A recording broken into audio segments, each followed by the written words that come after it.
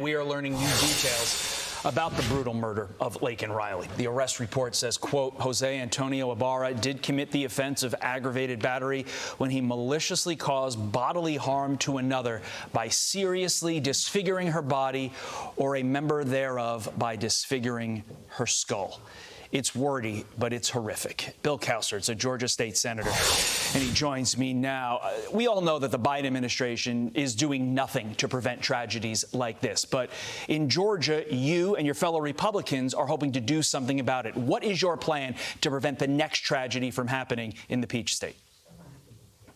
Well, first of all, it's just a devastating loss of a beautiful, vibrant young woman, and it's been just horrible for my community there in Athens, Georgia. It's so senseless. There's no explanation for it. There's no connection between these people.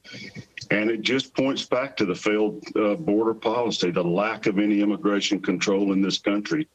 Biden has consciously decided not to enforce our laws, and you have a flood of illegal immigrants coming in, and very high percentage of these people are criminals, foreign agents. It is just really unfathomable that we will tolerate this, and it trickles down. My local community in Athens has been deemed a sanctuary city. They did a resolution back in 2019 welcoming undocumented illegal immigrants. Our sheriff's department does not cooperate with ICE.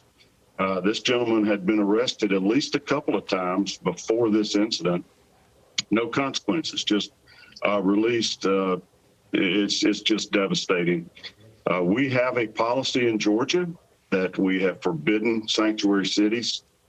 Many cities carefully word their resolutions welcoming undocumented people to not use the term sanctuary city, but it's very clear. These are the foreseeable expected consequences of open borders, sanctuary cities, lack of cooperation with federal enforcement. According to the proposals that I read, residents could seek tax refunds if their local governments are not enforcing immigration laws, and could actually penalize sheriffs that do not coordinate with the feds. Do you think that the Biden administration is going to fight you on any of this? Well, I think the Biden administration has made it clear that they have an open borders policy. The Democratic Party fought Donald Trump for years as he's first priority.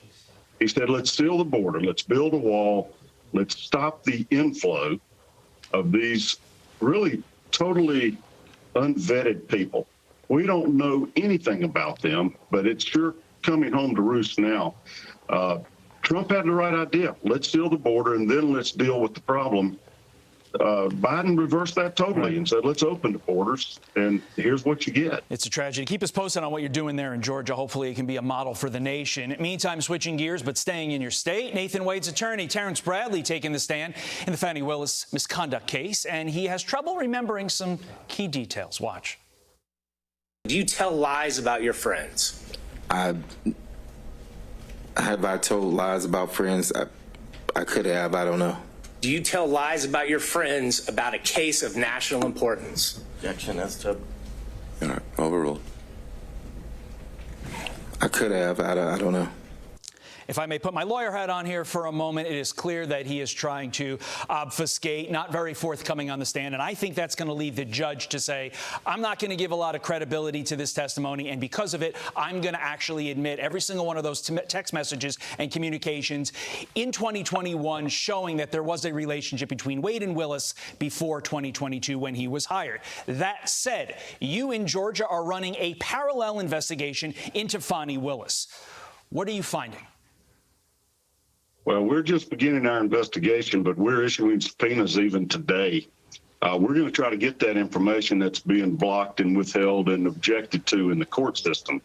We want to get to the facts, get to the truth, because we have a total lack of faith in our citizens. Our populations have a lack of faith in the fairness and impartiality of our judicial system, our criminal justice system. This woman is the prosecutor in that case, and the allegations of improprieties are just endless. They continue. When you hire your lover and pay him $750,000 to investigate and prosecute President Trump, and then you end up going on cruises and trips around the world with them using the benefits of these public funds. That undermines the public confidence in the impartiality of this prosecution.